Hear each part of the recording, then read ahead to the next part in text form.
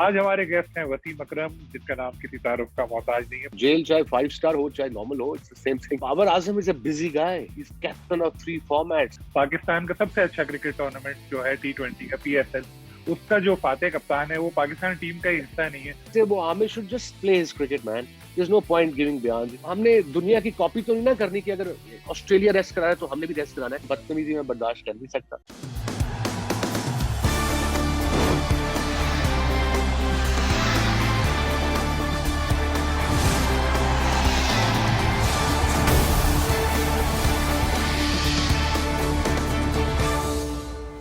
अस्सलाम वालेकुम, मैं हूं सलीम खालिक और आप लोग देख रहे हैं प्रोग्राम क्रिकेट कॉर्नर। PSL के हवाले से हम लोग खुसूसी शोज कर रहे हैं जिसमें आप इंटरव्यूज देख रहे हैं मुख्तलिफ क्रिकेटर्स और ऑफिशियल्स के।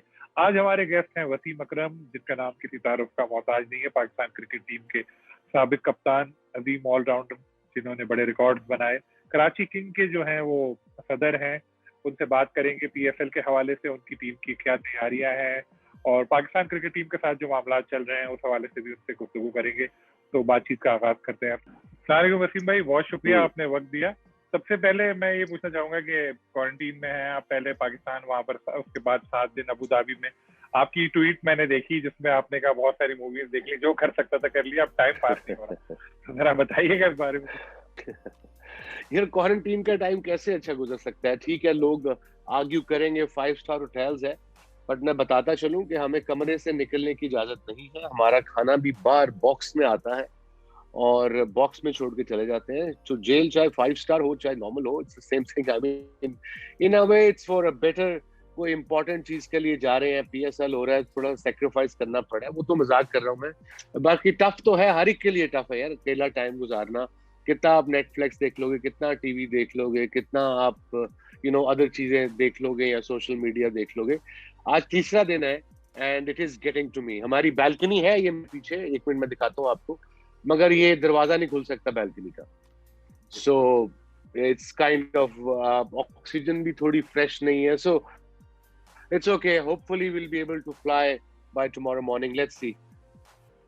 जी, फिर वहां पर भी 7 दिन का क्वारंटीन होगा और शायद वो यहाँ से भी मुश्किल हो। यार वो तो मैं भूल ही गया था, वहां भी 7 दिन है यार. ओ माय गॉड, अब क्या करेंगे वहां जाके? चलो वहां कम से कम होपफुली बालकनी होगी. बैल्कनी में बंदा एक्सरसाइज कर सकता है, क्रंचेस कर सकता है. यहाँ तो एक्सरसाइज क्रंचेस करने का दिल भी नहीं करता यार यहाँ. आई स्वेयर, मैं तो 3 दिन, आई स्वेयर, मैंने जिंदगी में इतना एक टाइम नहीं गुजारा होगा बिस्तरे पे जितना मैंने पिछले 3 दिनों में गुजारा. उठता हूँ कभी इस कमरे में, कभी उस कमरे में, कभी टीवी लगा, कभी आईपैड लगा, कभी आई डोंट नो कुछ चीज कर, बीवी को तंग कर, फोन कर, दोस्तों को फोन कर, और जूम मीटिंगें कर रहा हूँ दबा के. अच्छा, चलिए, अच्छा है, इससे मुझे भी फायदा हो गया आपके इंटरव्यू का। वसीम भाई, ये बताइए कि आपकी टीम जो है कराची किंग, उसने कराची में अच्छा आगाज लिया और 3 मैचेस जीते, टॉप पर है। अब जा रहे हैं अबू धाबी में, कंडीशन भी थोड़ी डिफरेंट होंगी, तो कोई फर्क पड़ेगा मोमेंटम पे, या आपके ख्याल में वैसी परफॉर्मेंस रहनी चाहिए टीम की जैसी यहाँ? देखिए आइडियली तो वैसी रहनी चाहिए, but it's impossible, humanly impossible. वो जो हम टॉप पे हैं वो आज से 3-4 महीने पहले थे, 2-3 महीने पहले थे जब ये PSL पोस्टपोन हुई है. So this is a new tournament, kind of a new game, new tournament, new environment, new pitch and one ground. उस पे अगर 20 भी, आई थिंक 20 मैचेस हैं including the play offs, if I am not right, if I am not mistaken. तो एक फर्क तो पड़ेगा स्कोर को इवेंचुअली. और गर्मी 40, मैंने अभी वेदर देख रहा था, आज दिन में आई थिंक 40 डिग्रीज था and during the day will be 45-46 degree, will be dry heat. So थोड़ा सा क्लाइमेटाइज होना पड़ेगा. नॉट जस्ट कराची किंग्स, हर लड़के को क्लाइमेटाइज होना पड़ेगा. जो न्यूजीलैंड से आ रहे हैं, हमारा मार्टिन गुप्टिल, वो तो विंटर्स से आ रहे हैं. सो इमेजिन वो ठंड से आके 49 डिग्रीज में, it take him 3-4 days. But again like I said, it's for us kind of my mindset is a new tournament. We're going to start from scratch. वो टॉप शॉप कभी भूल जाए, हमें शुरू से स्क्रैच करना पड़ेगा. और देखो टीम के न प्लेस भी नहीं है जो पहले थे. We have, I think we got very good replacements, शुक्र अल्लाह का कि we got Najib Zadran, we got Martin Guptill and we got Thisara Perera. So हमें मिल गए हैं जो हमें डैन क्रिस्टन की जगह चाहिए था, जो हमें क्लार्क की जगह चाहिए था, जो हमें नबी जो कि बड़ा जबरदस्त प्लेयर है उसकी जगह चाहिए था हमें, लेफ्ट इनग्रैम की जगह हमें जरदान मिल गया, और नबी obviously is busy in England. तो आई थिंक हमारे पास बड़ा अच्छा एक टैलेंटेड ऑलराउंडर है, यंग कासिम अकरम।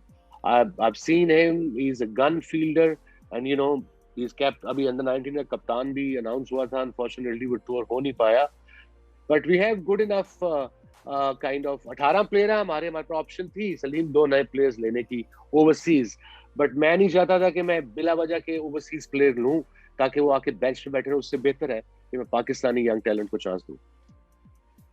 बाबर आजम भी वसीम भाई आपकी टीम में है, दुनिया के टॉप बैट्समैनों में वो शामिल है। यहाँ एज अ आर्म प्लेयर वो खेलते हैं, पाकिस्तान में कैप्टन है तीनों तरफ की। तो इससे क्या उनकी परफॉर्मेंस पे और अच्छा निखार आ जाता है? उन्होंने अच्छा परफॉर्म किया था कि प्रेशर से हट के खेल रहे हैं? बिल्कुल, देखें Babar Azam is a busy guy, he is captain of 3 formats, और आजकल के दौर में 3 फॉर्मेट का कप्तान होना is lot of hard work, and plus he is one of the top batsmen in the world, so he has to work hard, twice as hard as the as an as a other cricketer. So अगर मैं बाबर की जगह भी होता तो मैं भी दिल में यही होता कि यार मैं जाऊं पीएसएल जाके अपनी बैटिंग करूं, एंजॉय करूं, कोई स्ट्रेस ना हो, and you know just stress free batting करूं, and that's what exactly he's doing. He's actually enjoying PSL because of the pressure. You know, coming back to the skipper, हमारा skipper is a champ, अभी हमने champion कराया है, he's doing well and he's leading the troops well, I think. So he's also learning very very fast. We have good team, we have good combination. हार जीत तो ऊपर वाले के हाथ में है, पर लड़ेंगे आखिरी गेंद तक इंशाल्लाह। जैसे इमाद का आपने जिक्र किया कि उन्होंने कराची को चैंपियन बनाया, परफॉर्मेंस भी उनकी अच्छी है। पाकिस्तान का सबसे अच्छा क्रिकेट टूर्नामेंट जो है T20 का PSL, उसका जो फातेह कप्तान है वो पाकिस्तान टीम का ही हिस्सा नहीं है। तो आपके ख्याल में ये फैसला ठीक है या गलत है?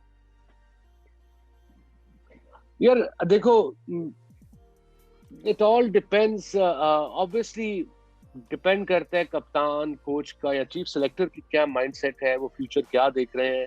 बट मेरे ख्याल में तो परफॉर्मेंस बहुत अच्छी कर रहा था Imad, but I think the only problem I think they have, I am just guessing, मैं सिर्फ गेस कर रहा हूँ कि शायद कोई फिटनेस प्रॉब्लम, वो कहते हैं इसको नी का प्रॉब्लम था या है। I think only way he can come back in the side, he's a good enough player, he's got the talent, he can bat, he can bowl, and he's an experienced player.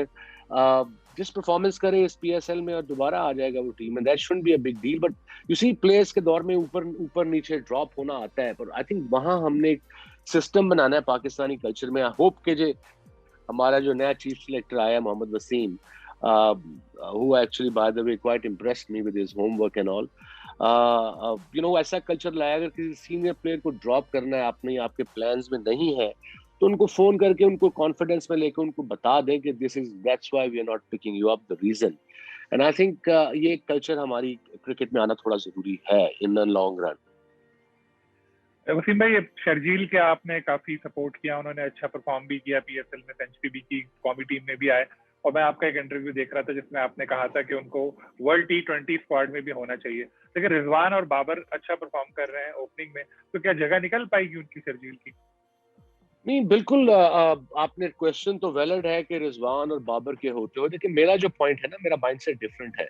मेरा different mindset है कि regular जो आपके batsman है ना, जो एक जगह के यूज टू है, जो बचपन से या एज यंग किड उस नंबर पे बैटिंग कर रहे हैं, उनको नीचे खिलाना मुश्किल है। अभी मैं सुहेब मकसूद का इंटरव्यू सुन रहा था द डे, या पढ़ रहा था ऑन सोशल मीडिया, उसने भी यही कहा है कि टॉप ऑर्डर के बैट्समैन के लिए नंबर 5-6 पे T20 में खेलना बड़ा मुश्किल है। सिचुएशन का नहीं पता होता, आपने 8 गेंदों पे आपने जाके 20-22 स्कोर करना होता है, वो शुरू पहली बॉल पे हिट नहीं लग सकती। और रिजवान ने भी फर्स्ट क्लास अपना डोमेस्टिक में T20 कप्तान था, शुरू किया as an opener, perform well for Pakistan as well, मगर आपकी जो बैटिंग ऑर्डर का जो नंबर्स हैं वो खराब हुए हैं। जो आपका ओपनर है वो 3 पे आ रहा है, जो आपका 3 का प्लेयर है वो 5 पे आ रहा है, तो ये कॉम्बिनेशन खराब हो गया हुआ है। इसीलिए तो हम फंस जाते हैं 140 से 150 पे, कंसिस्टेंसी नहीं है। आगे आपकी टीमों से बड़े मैच है, वर्ल्ड कप में इंग्लैंड में आपकी भी जबरदस्त सीरीज है, 3 T20 है, 3 वनडे है। अब तक आपके टॉप 6 बैट्समैन आ जाने चाहिए थे, अभी नहीं पता कि पाकिस्तान के टॉप 6 T20 में कौन है। 4 का तो पता है, बट 6 का नहीं पता। बिल्कुल, आमिर ने वसीम भाई बड़ा अच्छा आगाज लिया था, और एक जमाना ऐसा भी था जब कहा जा रहा था कि आपकी तरह वो भी बड़ा नाम कमाएंगे, लेकिन एकदम फिर पीछे हो गए वो। और अब तो रिटायरमेंट का उन्होंने ऐलान कर दिया और रोजाना उनके कोई ना कोई स्टेटमेंट्स आ रहे होते हैं। तो उनके हवाले से आप क्या कहेंगे, उनको क्या करना चाहिए बीइंग अ सीनियर क्रिकेटर? आप क्या मशवरा उनको देंगे? ये देखिए, Amir should just, I think, first of all, Amir should ask himself कि मैंने फ्यूचर में क्या, मेरे क्या प्लान है, पर्सनल गोल्स क्या हैं. Okay, he'll get league. वो लीग तो दुनिया में उसे हर जगह मिल जाएगी. He's still one of the top bowlers at 20 experience है. He's still young and you know shorter format में. अगर वो retire हुआ है टेस्ट क्रिकेट से, Salim, by the way, that was his problem. That was his decision. Why we are going against someone कि वो retire क्यों हो गया? उसका 5 साल हमने किया. भाई उसकी बॉडी, इंसान को अपनी बॉडी का खुद पता होता है, स्पेशली बॉलर को. और test cricket is not easy. अगर 5 साल आपने फर्स्ट क्लास नहीं खेली तो आपके मसल्स वो लंबी बॉलिंग के यूज टू नहीं रहते. सो उसे थोड़ा ले ऑफ करना पड़ेगा. अब जिस तरीके से वो, Amir should just play his cricket, man. There is no point giving बयान्स. इज दिस, ही उसने अपनी बात कर ली, लोगों को एक्सप्लेन कर दिया, this is the reason, and now he should just play cricket and enjoy his family life as well.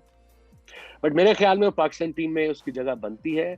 आगे 3 सालों में 3 वाइट बॉल वर्ल्ड कप है. मैं बार बार कह रहा हूँ आपको. और बॉलर्स, मैंने पिछले इंटरव्यू में भी कहा कि बॉलर्स पैक में आते हैं.